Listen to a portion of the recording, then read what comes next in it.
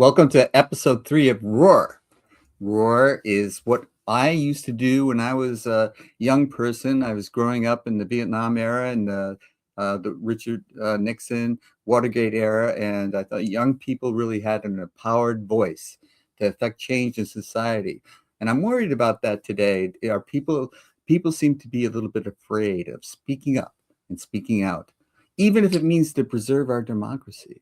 But yeah, back in those days, I was a teenager. It's me in high school in 1975, and I'm playing chess right there, and I still play chess, and I wrote the book Chess for Dummies.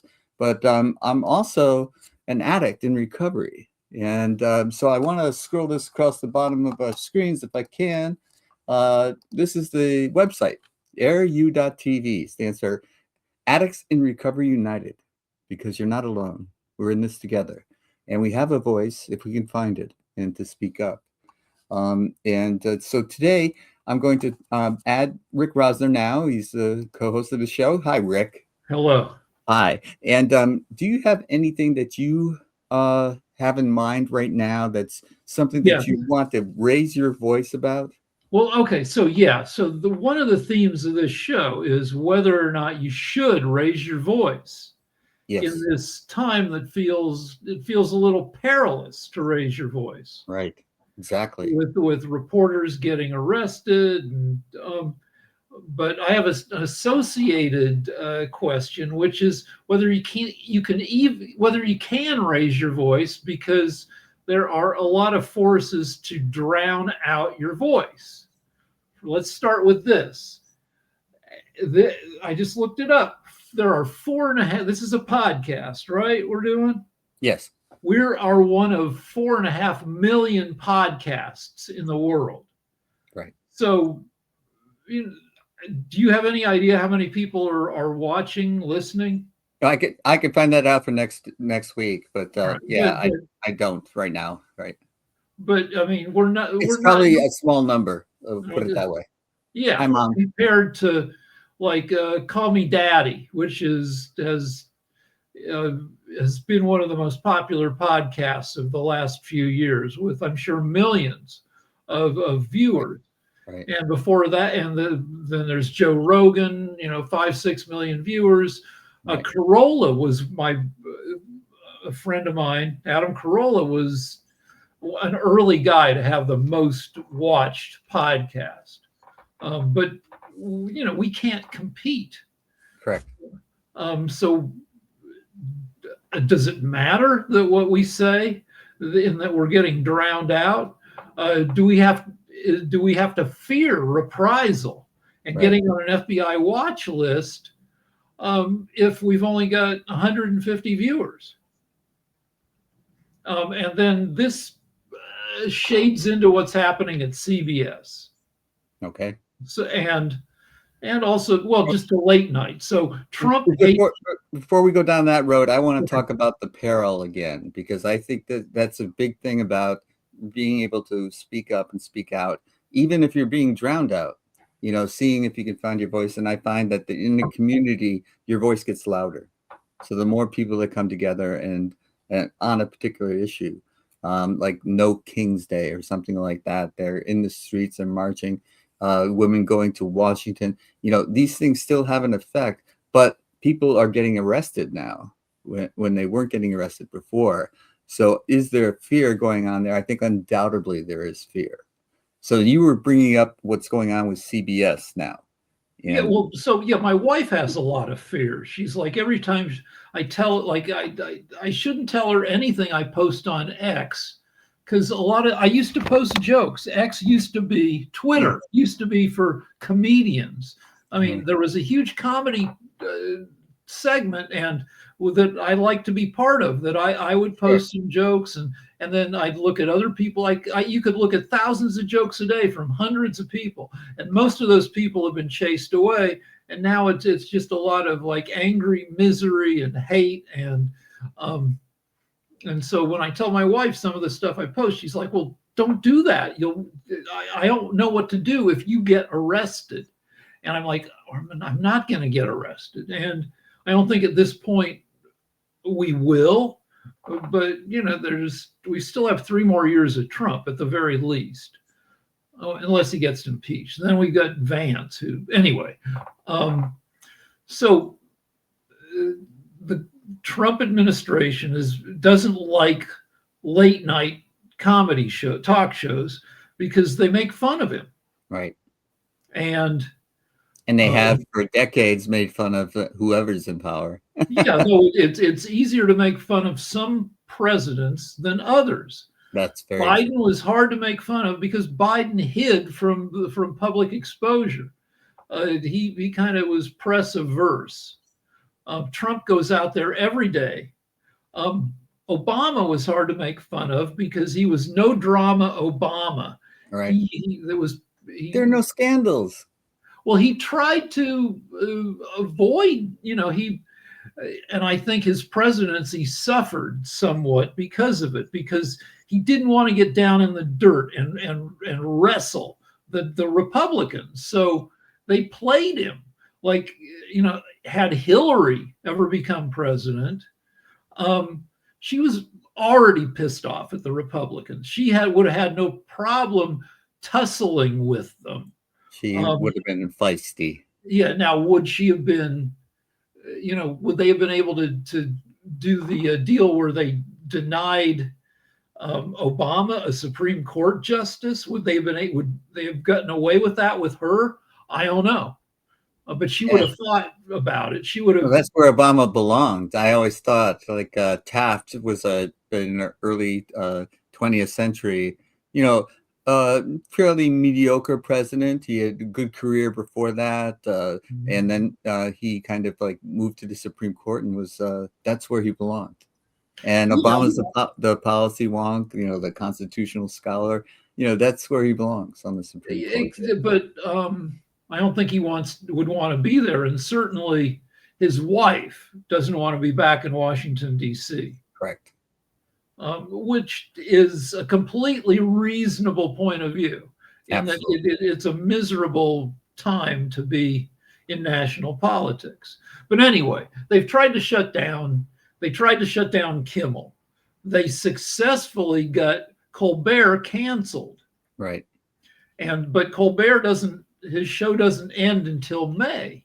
And last night, CBS stopped Colbert from running an interview with a guy named James Tallarico, who's a Democratic candidate for the Senate in Texas, running against Cornyn and Paxton and Jasmine Crockett. And CBS, citing concerns that the FCC would come after him, said you can't run it. And so I think Colbert leaked the interview, but that it's a degree of interference that we haven't seen before. Right. Because politicians have been on sorts of late night shows. However, there's already a ton of interference in the form of declining viewership. So broadcast TV loses at least 1% of its audience a year. It might be more than that. To the streaming platforms, you think? Yeah, to all the other stuff you can do besides. So when Johnny Carson had the Tonight Show, in the 80s, he got 15 to 17 million viewers a night. Yeah. Now the late night shows are lucky to get 1 million viewers. If you added up the total viewership of the various late night shows, they wouldn't come close to equaling the viewership of just the Tonight Show in the 80s. So one thing that is squelching roaring from the late night shows is great point. I hadn't thought of that. Yeah. The splintering of our information and the sources of our information. We used to be able to talk about, like when I was younger, you could walk up to somebody and talk about the joke that was on Saturday Night Live on Saturday. And they would have watched it too. And now half of the country or 40% of the country doesn't watch that stuff because they consider it left-leaning trash. But one more thing with CBS, Anderson Cooper, who's been part of 60 Minutes for 20 years, the most venerable TV news show we have Yes. is getting its balls cut off. We don't know why Anderson Cooper is leaving, but I'm sure that politics is involved. You know that Yeah. He was such a highly, trusted person that he yeah wasn't going to they bias the story. they put in charge of CBS News Barry Weiss, who is a right-leaning uh, semi-journalist with very little to no applicable experience, and No comment. she's known to pull stories from 60 Minutes that are critical of Trump. Um, the Washington Post, one of America's two greatest papers, they just Bezos just fired 1/3 of the reporters, got rid of the entire sports section. Yeah, so Um, did the New York Times. They got rid of their yeah, sports section. and I mean, one reason is you used to use the sports section. Remember in the 80s, I had a bad relationship with my girlfriend. We were fighting a lot. But I made myself feel better by knowing that even if I had a miserable night with her in the morning, I could go to the newspaper and see how Wayne Gretzky and the Oilers did Uh-huh. the night before. Now nobody goes to the newspapers to see how sports team. The LA Times got rid of its day after sports coverage. Right. Um, so Yeah. so not only are newspapers cutting staff and cutting back reporting, but newspapers are shrinking because they have very little ad revenue. It's true. And this will be a little geek alert about my nerdiness. I started playing fantasy football in the 1980s, and you had to wait for the newspaper to come out to get the stats to know how you did.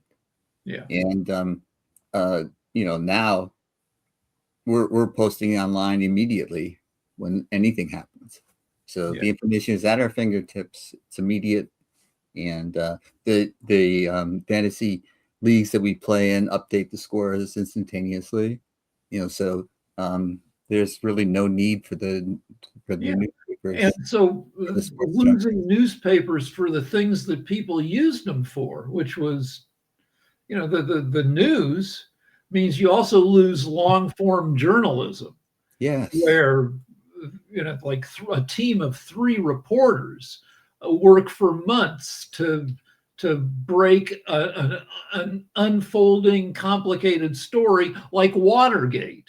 Right. I'm not sure the Washington Post would have the resources to break water. It took a year of reporting. Right.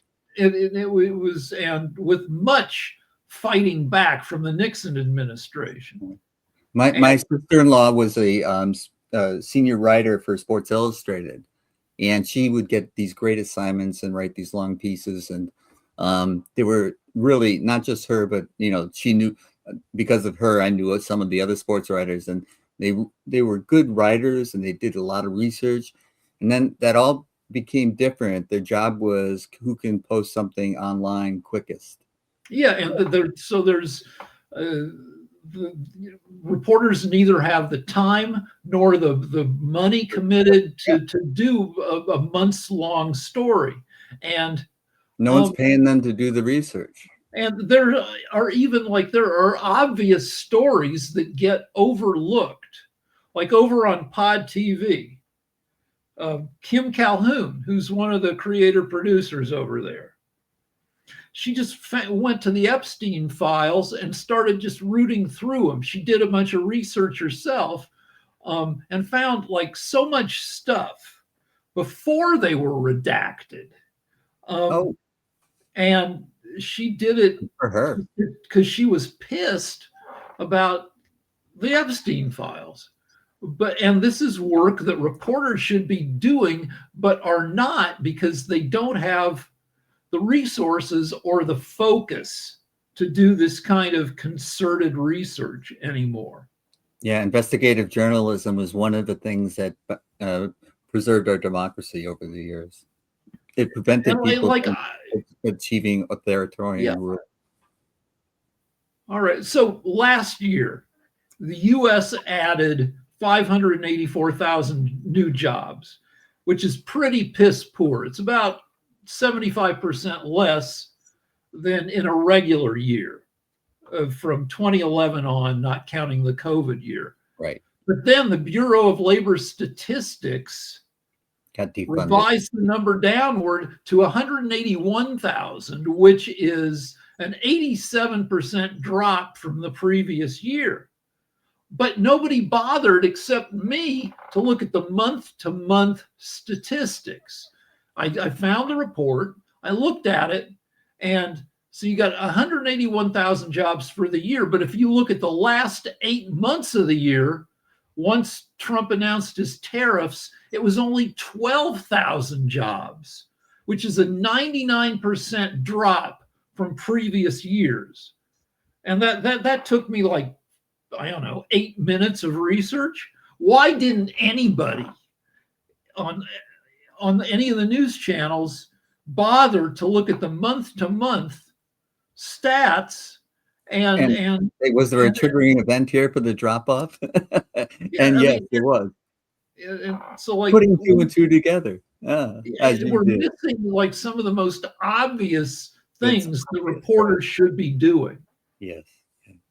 Yeah, and that is one of the things is the source of information. Because even if you want to lift your voice, raise your voice, and speak out, where are you getting your information? For example, one of the things that Trump did, one of the things is he's been doing is putting amateurs in charge, where it didn't really matter if you had a Republican or a Democratic president, if they put the same kind of professional people in charge of the various cabinet departments and that sort of thing. He's putting amateurs in charge, or people with a axe to grind. Someone who doesn't want this type of reporting done is now in charge. And so that's one of the ways that the information is not getting out to us.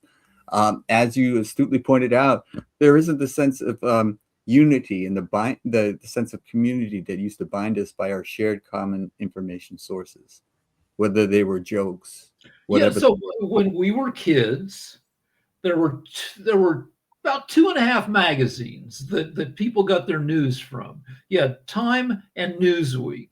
Yeah. And then you had U.S. News and World Report, but that was boring and almost nobody could read it because it was so dry. That was like only as a last resort.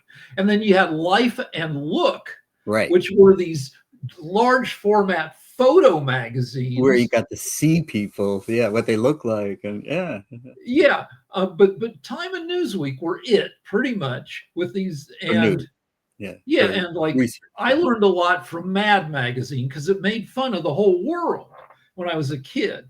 And then and then you had a ton of newspapers. A lot of cities had a morning newspaper and an evening newspaper, and it was cheap to subscribe, and a lot of people got both.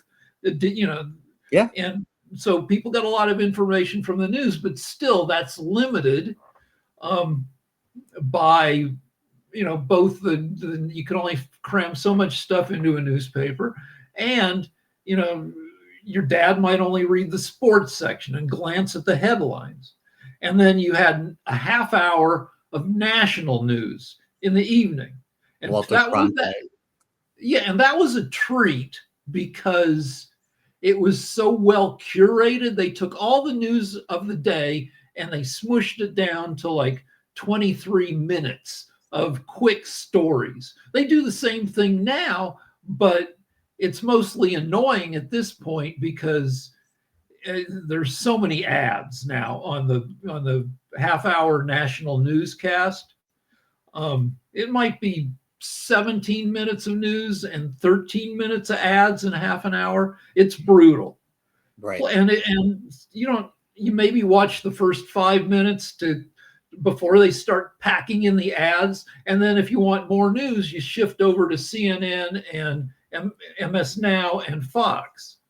But back then, that was there were more limited sources, and we Right. knew a little bit. I mean, there was little suspicion among most people about what we weren't being told. You just took what you got, and yeah, people would report on the agenda of Henry Luce, who ran Time and stuff, but most people didn't pay any attention to that shit. So we didn't distrust our news sources. We took it as it was. You are There was putting your less of finger on it. one of the So things. when you said we had a unified POV about the world, yeah, because everybody shared the same limited news sources. Right. And what you just referred to is the breakdown of trust, which I think has permeated our society, and it leads into this apathy to voting. Like, what does it matter? And I think one of the things that we have to be aware of is that voting still matters. And the midterms are still my last really hope that people will get out and protest what this country is, what the direction of this country has turned into. Well, then we should talk about voting roaring, because Yes. each side is roaring with their talking points. But they're also, the Trump administration is also trying to increase the voter suppression, either Right, but, overtly or covertly. they're making a ton of noise about voter fraud, Right. saying we've got to pass the SAVE Act to prevent this massive voter fraud that's been going on. And then the counter roar, which I fear is getting drowned out, is there is no significant voter fraud in Yeah. the U.S. Yeah. The only. So, Okay, go ahead. Yeah. well, there are two main points. One is so the Heritage Foundation, which is this insidious conservative organization. However, they're the Trust 25. keepers of voter fraud statistics via their Election Integrity Project. And they have a database that shows that in the past 40 years, there are only documented instances of about 2,000 votes being cast fraudulently out of a total of 2 billion, which is a rate of 1 in a million.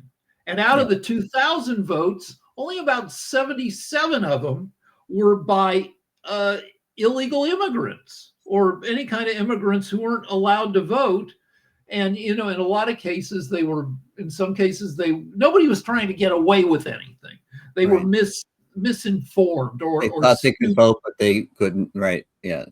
Right. Like one lady in Texas ended up going back to prison for years. She gets out of prison for I don't know what, but then she's out. Now she wants to vote, and she talks to two different voting officials, and she says, I'm out of prison. Can I vote?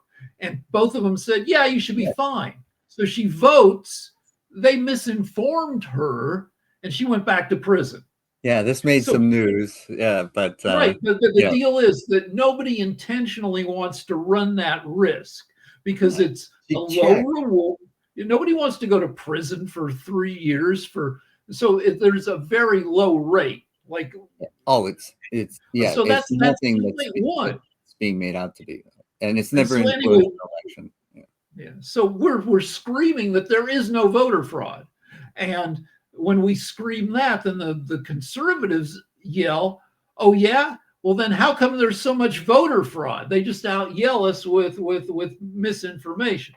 That's thing one. Thing two that people are yelling at, the conservatives say, "Why are you against? All we're trying to do is protect the integrity of the vote to make sure there's no voter fraud." And libs are yelling, "The SAVE Act doesn't do that. It goes way beyond that. That it disenfranchises married women, that you have to be able to prove that you're a citizen either by having a passport, which it takes months to get a passport, and it costs $150, Mm-hmm. which so it's a poll tax. Which is a poll tax, or you have to dig up your marriage license and your birth certificate, because my wife took my last name when we got married. which a lot of women do. Maybe 21 million women is the statistic I've heard.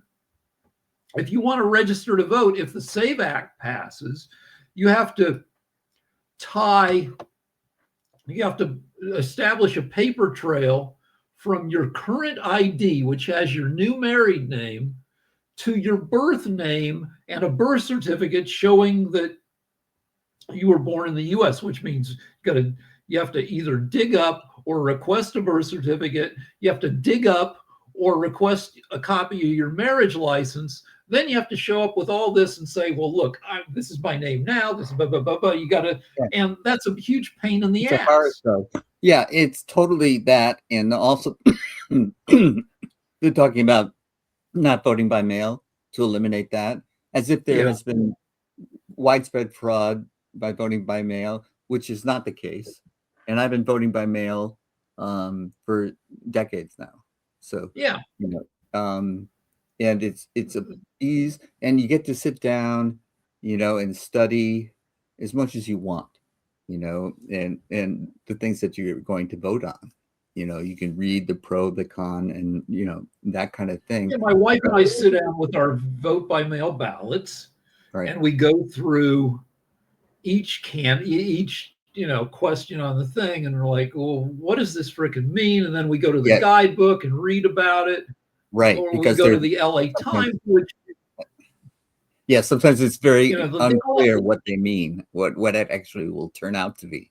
Is it a yes vote for what I want it to be, or California has this proposition system that's pretty good. That if you get enough names on a petition, you can throw it to the public to vote on.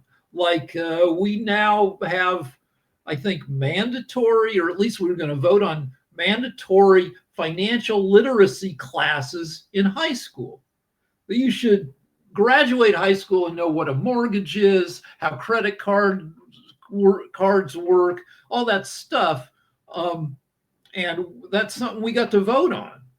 Right. And so we would every election, we have anywhere between 3 and 20 propositions to vote on. Right. But often the language is confusing. Yes. When you vote yes on something, does that mean you're voting for, an additional tax on marijuana? Or are you voting yes, there shouldn't be any more taxes on marijuana? It's often they are worded often, and not in all cases, of course, but often they are worded to imply that a yes vote would mean you're in favor of this, right? Yes. But it turns out that it would work in practice as the exact opposite of your intent. Well, so sometimes that's intentional to trick voters. Well, yes, there's been a lot of that with Indian casinos. So California has a ton of casinos on Native American land. I keep trying to get my wife to go because I feel like, we don't gamble because we know math. And I used to like to go to casinos because even if I didn't gamble, because there was a lot of cash flying around, and sometimes you'd find like a $10 bill on the ground. Oh, I see. But no more, because now everybody's got their casino card that you plug into the slot machines, and the no cash changes hands. This I did not know. So I haven't been in a casino for a while, I guess. But I would go, because there were a lot of women there. I thought that's where you were going. Also, not that you'd find a $10 bill. Well, no, I mean, because that used to be my major motivation. Everything I did because I thought there was a 1% chance I'd hook up. But my wife and I in 2 months, we will have been together for 40 years. So my days of any of that, even at the gym, like at the gym, I'll see a shapely butt, and I'll be like, I want to stare at the butt. And then I'm like, all right, do I have to be creepy by staring at that butt? Or I can just wait a half hour, and I can go home, I can get on the internet, and I can look at as many naked butts as I want. Okay. So you So I found mean, your so voice. going any place to hook up or see a butt, my days of that are done. But I We've feel been like, married 33 years, and my days are long gone in terms of that stuff too. But I do remember being highly motivated to go out and meet women. And I wonder now in the younger generation, what is it? Because it seems to me that everybody's on their phone, and yeah, that's true. If you look at the studies, mhm. uh, Gen Z is not having as much sex as previous generations. Gen Z isn't even jerking off as much as previous generations. And I go to the gym and everybody is on their phones. And I used to get annoyed, but now I'm like, you know what? Everybody is doing their homework. They're getting ready for the future when we merge with our devices. So Well, yeah, and also the phone experience is like I used to say when I was in corporate America, that this memo mode thinking. You'd fire off a memo, and somebody would read it and fire off a response, and so nobody was thinking very deeply about this. It was just ping, ping, ping, ping, and that's what I think is the depth of yeah, reflection now. there's a thing called the Flynn effect. This guy, James Flynn, studied IQ statistics and found out in the 50 years after World War II, the average IQ of the entire planet went up 15 points. And he theorizes, and I believe him, that this was due to increased cultural literacy, the type of analytic thinking that helps you score well on IQ tests was spread throughout the world via television and eventually other devices, computers, everything. It all served to make people have a share. You were talking about a shared base of discussion in the 70s when we had the technology gave everybody in the world a shared way of thinking. Um, anyway, in the past 10, 20 years, it's been reversing. This is the first generation where that's dumber than previous generations. Fascinating. And again, it's because of technology, because you look at the way people use technology and they are outsourcing a lot of the tasks that would build skills to their phones and to AI. Now, like nobody knows how to write anymore because everybody cheats in college, high school. AI does their writing for them. And this is another, since we're talking about roaring, this is another way where we're getting drowned out. This past week, there was people were losing their minds because of a new AI engine out of China from ByteDance called C Dance. And somebody put in a 2-sentence prompt into C Dance, said, show me a fight between Tom Cruise and Brad Pitt on a rooftop in a ruined city. And I don't know, that was roughly the prompt. That Right, was right. only one But sentence. I Anyway, get the idea. Yeah. so yeah, the clip shows them fight, just punching each other, and backing off and coming back at each other. And you'd But have to Brad watch Pitt it was several win. times. Sorry. Well, yeah, he's bigger, but Yeah, Tom Cruise is a maniac, though. that's true too. Some people speculate that Tom Cruise wants to eventually die doing a stunt. He Yeah, just loves doing his own stunts. right. Um, but anyway, it looks totally real. You'd have to watch it several times to see where it is AI. And Right. this director put it up to say we're screwed, and everybody got mad at him, saying, "Why are you sharing this?" And like Right. you're destroying. And he goes, "No, that's my point." Um, and that and then the more people gave him shit about it, the more of these clips he put up. He just kept putting them up, saying, so he had Brad Pitt and Tom Cruise teaming up on the same rooftop to fight a robot. And then he added dialogue, and it turned out they were fighting about, I think Tom Cruise was trying to kill Brad Pitt because Brad Pitt knew too much about the Epstein files, and their voices sounded perfect too. And all of this is just the result of typing a couple sentences into an AI engine. And then some other director or these brothers put out a 3-minute video. They said, we did a $200 million movie in a day.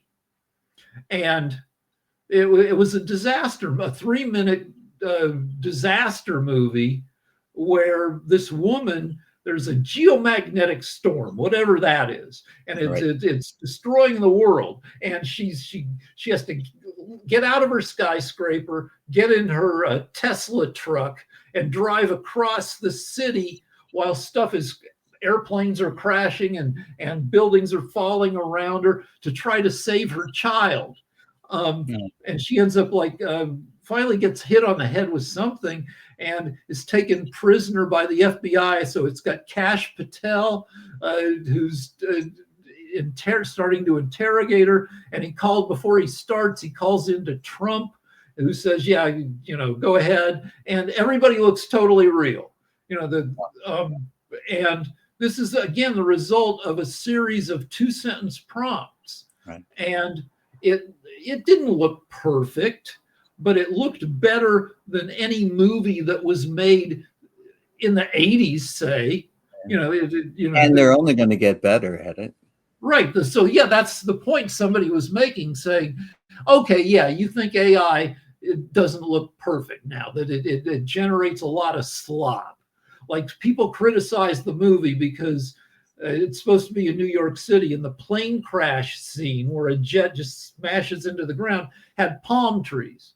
And it's like, if that's your quibble, that's not, so, and somebody said, yeah, well, they might have palm trees now, but give it 2 weeks and that same scene will get New York City right. So yeah, it's just going to keep getting better. And if you're, trying to make a difference in the world, that's one more distraction that you have to compete against. A couple months ago, there was a set of video clips of what happens when people make cakes that are shaped like cats. You take a cake, you slice it until it's the shape of a cat, then you frost it, then you draw in the fur, and you get something that looks, if you're a good enough chef, you can make it look like a cat. What happens if you slice that cake in front of a real cat? And so they showed a bunch of clips of people who did this. So, somebody slices into the cat, there's a cat on the counter, the cat freaks out, jumps straight up in the air, falls off the counter, skitters across the floor, smashes into a wall, runs out of the room. That's one cat. A different cat attacked the lady slicing the cat. Pretty funny clips. After about 2 viewings, you realized, wait a second, can any of this be real? It was all AI, all looked totally convincing. The only thing that might make you think it's not convincing is real cats would not give a shit. You kind of knew that going in, right? Right, but the quality of the video was such that you bought it. At least for a little while. And how do you compete for people's attention in a world where you can generate endless amounts of that stuff? Yeah, so the common ground for us may be AI generated in the not so distant future. Yeah, that's worth pondering for me. And I think I'm going to segue into something that I know that you know more about this than I do. But there's also in the news recently has been the nudification apps where you can take a picture of someone and make them nude.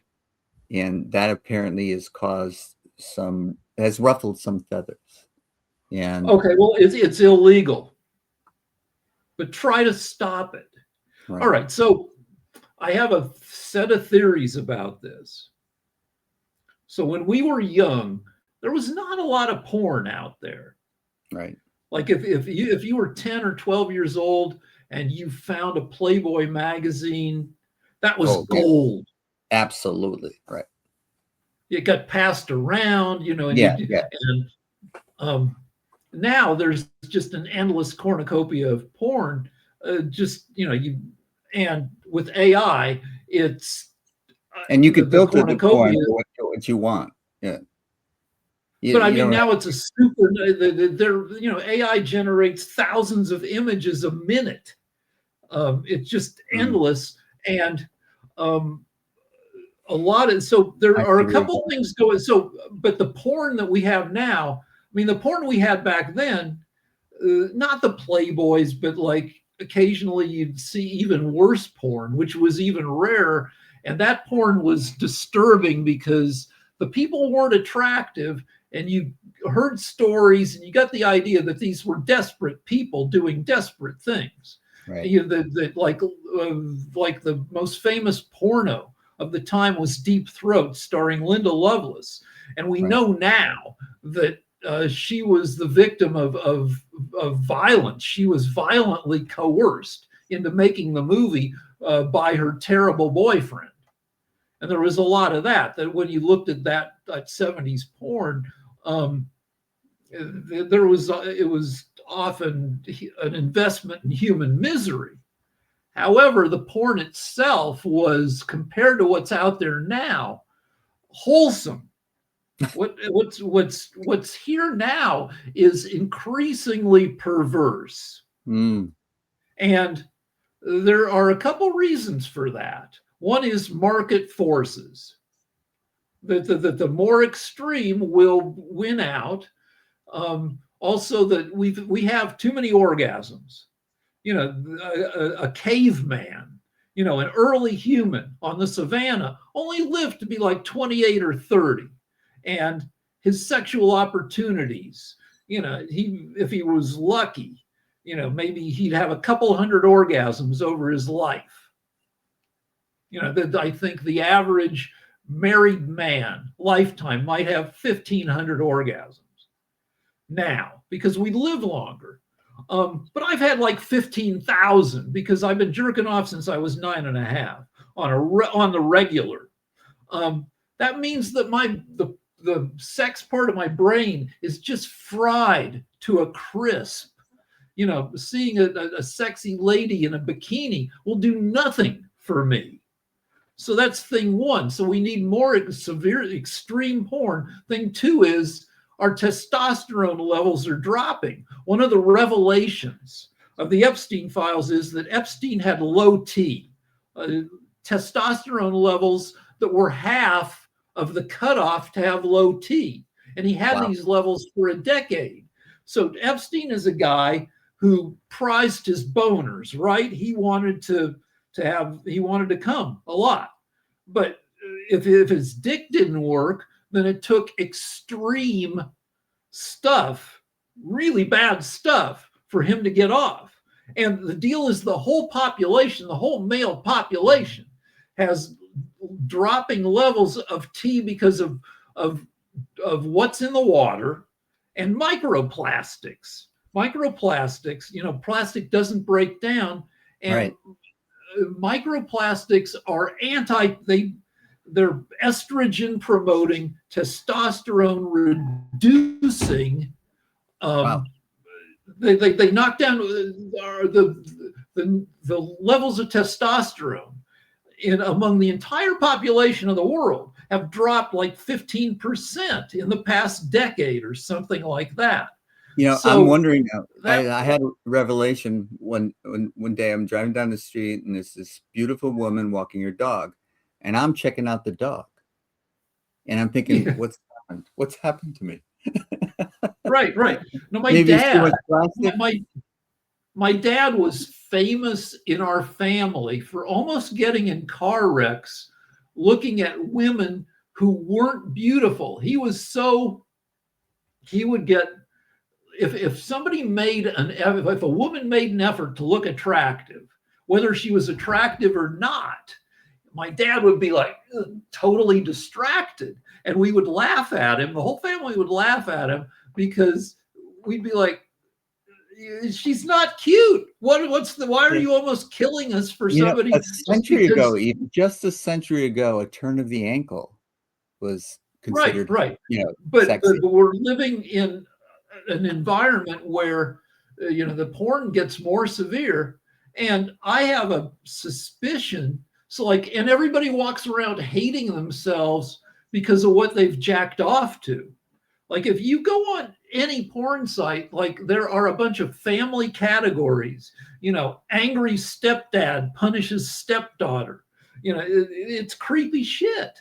I get. Um, and Do you I think it's wonder, also? Do you think it's correlated to the slasher movie thing? Because it seems like no, we had to get no. more extreme in that Uh, sense. so, okay, well, horror movies are a whole different deal where, Okay, so you um, you go ahead. I'm sorry, that just popped into my head. no, but So you're right. Like there are a bunch of people who themselves aren't creepy who love a super creepy horror movie because they're an aficionado. There's like body horror now, which body horror is just where you show uh, the worst possible things you can imagine happening to a human body. Um, and it's an exercise in creativity, mm, but it's in a creepy and sense, gross.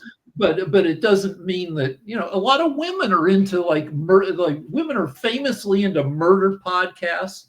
It doesn't mean that women go out and murder. It doesn't mean that people who like horror movies go out and do horror movie shit.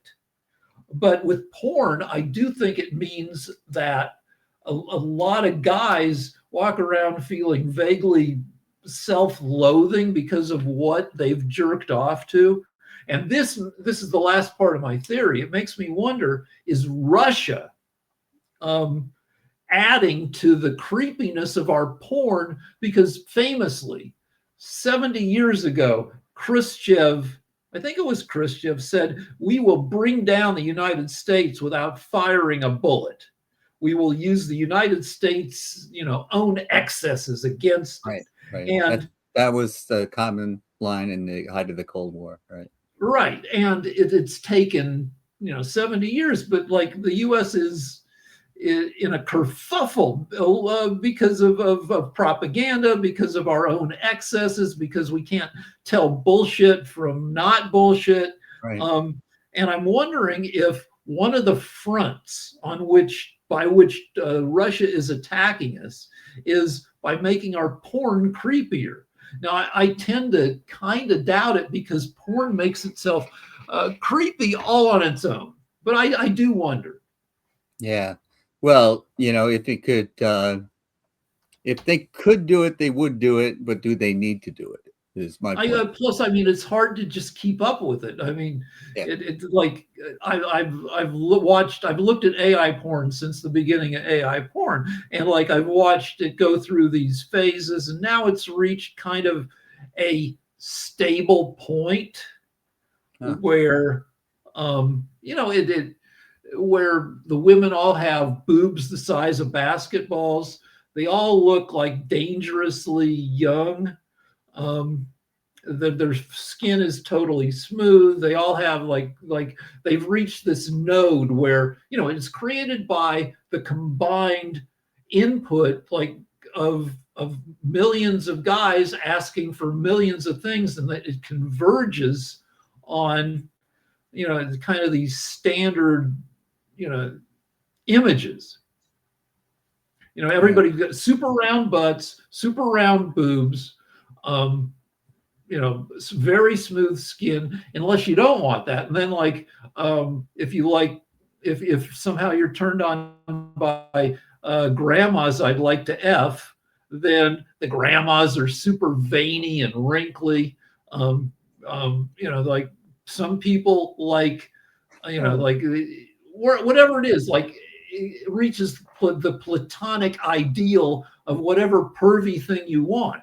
If you like untrimmed bushes, then the bushes are like it's if you like maybe somebody who's not so clean, then there's a platonic ideal of like a dirty woman in a dirty environment. Right. And Right.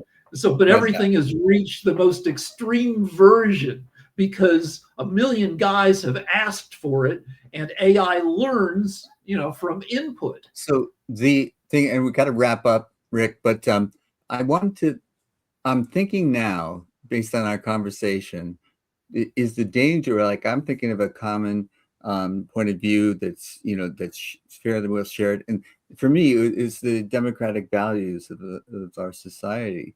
Instead of exporting democratic values, which we've been doing for decades, we're now, with Trump's relationship with Putin, we're importing czarist attitudes. So Trump wants to be a czar. And, but now I think what you're talking about is appealing to the lowest common denominator among. And Well, if that, it's a loss of agency, a loss of being able to decide for ourselves. So in our parents' time, there was a saying, no man is an island. Well, back then, everybody was an island. Everybody maybe had the same inputs, but you would kind of think for yourself and along with the help of your community. Like I keep bringing this up. My dad was a small businessman. And if he'd started talking crazy shit, the people he played poker with would have set him straight. The people he met, he talked to hundreds of people a day.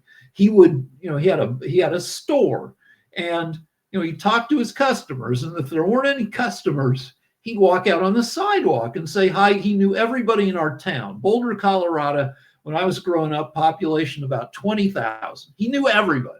So and he loved people. He didn't like schmucks, but he sure liked knowing who the schmucks were. And he just had an appreciation. He just, everybody talked to everybody else. Now nobody talks to anybody. There's now the Gen Z dead face. This is a thing that supposedly happens when a boomer or Gen X goes up to Gen Z and starts talking. Gen Z just looks at them like Gen Z does not know how to engage in conversation. But back when everybody talked face to face with each other, everybody had their own autonomy. Now, when we're all just plugged into these, massive barrages of input, we've lost autonomy and the ability to think for ourselves. And like I said, apparently the average IQ of the world is dropping. Now, it may also be, COVID did not help. right. COVID will fuck up your brain Right. if you get a bad case. And if I keep talking about the 25 years after the flu epidemic of 1918 through 1920, those were some terrible years. Fascism, rise of the KKK, worldwide depression, and then World War II. Was that abetted by people's brains getting fucked up by the flu? It could be, because we know that flu would mess up your brain. And we know COVID messes up your brain. So, Interesting. It's a bad time for thinking.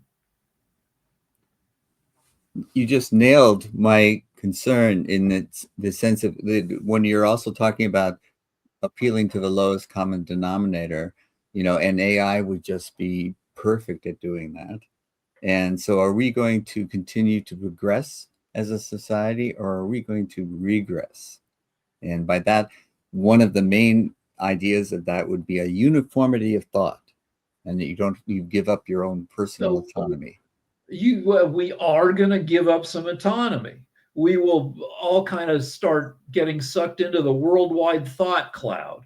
And one way for us not to get our asses kicked by AI is to become more intimately linked to AI.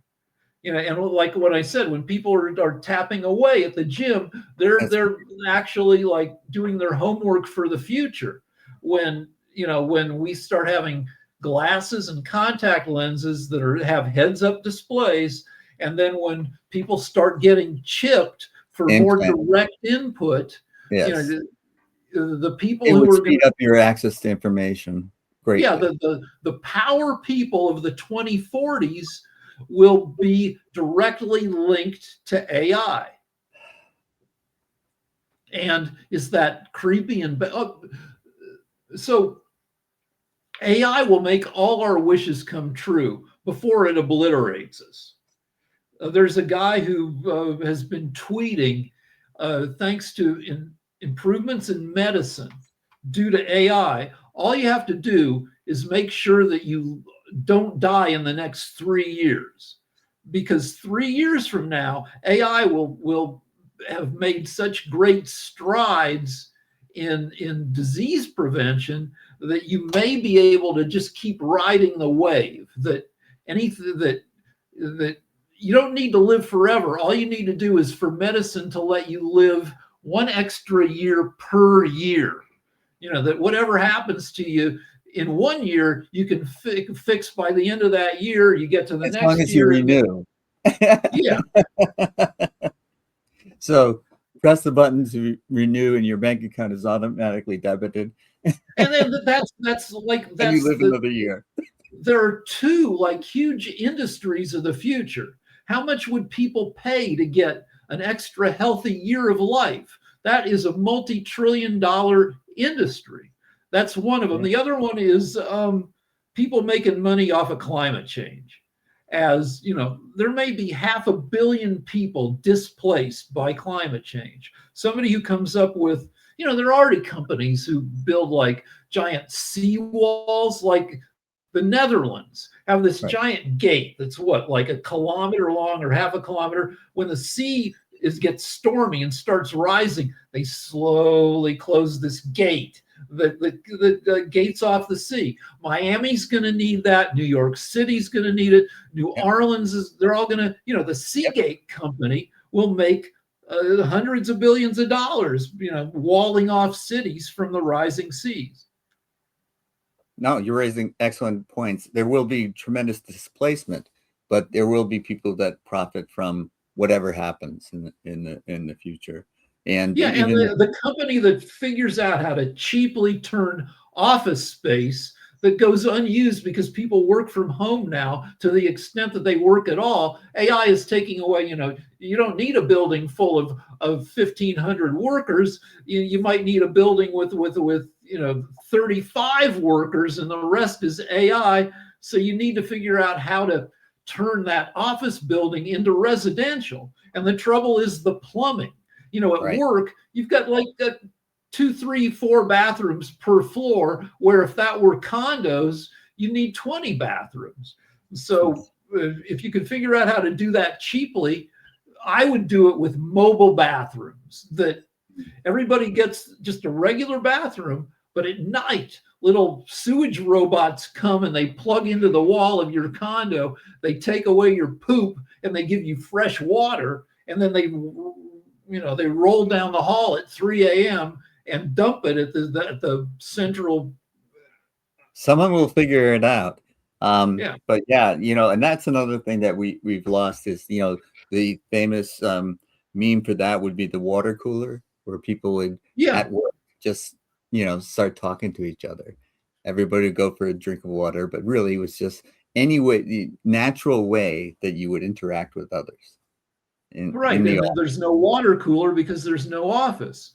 It Yes, used to be, yeah, the people smoking together out on the absolutely. Yes. So there were many ways of mingling with other people, and it turns out that I think there is a biological need for other people. I spent much of my adult life denying that, um, and I thought that isolation was what I wanted. High-speed internet connection and live near a university, and I'm set. But it turns out that I have found that I do need people. I do need to interact with them. And So there's a series of commercials for an insurance company that my wife loves. They're pretty funny. They're uh, there's a guy named Rick, an older guy, silver haired with a mustache, and he teaches young homeowners oh yeah, not yeah, I know these. Yeah. all right to turn into Don't their turn into parents. your parent. And it turns out in almost every instance, what they're doing, and he's trying to stop them, is they're making unnecessary conversation. Like he's counseling, they're standing outside at a valet stand. Great And the point. guy that he's counseling keeps wanting to engage in banter with the valet. And Rick's like, cut it out, cut it out. And that's totally a Gen Z thing that is to not make unnecessary conversation. I stop myself. I often have things to say to people whom I don't know, and I go, no, Rick would tell me, don't do that. And It's so I not your don't. job. Well, on that note, I'm going to wrap up. Rick, thank you so much for your contribution Sure. to this show and your courage to roar, and whatever consequences are out there, we're willing to pay them in order to keep preserve the values of a democratic society. And looking forward to the midterms where you can exercise the right to vote, Yeah. and guard against becoming just another cog in the machine. And Yeah, keep early doing your job. voting in the Texas primaries started today, which Today. seems Okay, I knew it was a prominent or eminent. So yeah. So we got another almost 9 months of election Michigas gotcha. to go. Yeah, yeah. So we'll keep informed and keep entertained, and also we will be annoyed, and we'll talk about that too. Thanks again, Rick. All right, that was Rick Rosner, my co-host on Roar. And you can see this episode and others on airu.tv. Of course, I have to get this episode up on AirU TV. It'll take me a few minutes. But if you do want to write to us, my goodness, where am I? Where am I? Here we go. You can write to us at info@airu.tv. And tell us what you think. Tell us what you can roar about or what you can't roar about. Do you think you need to roar at all? Let us know. And if you write to us, it may be another topic on another day. So thanks again. And at this point in time, I'm just going to tell you to take care of yourself, and I'm going to try to take care of me.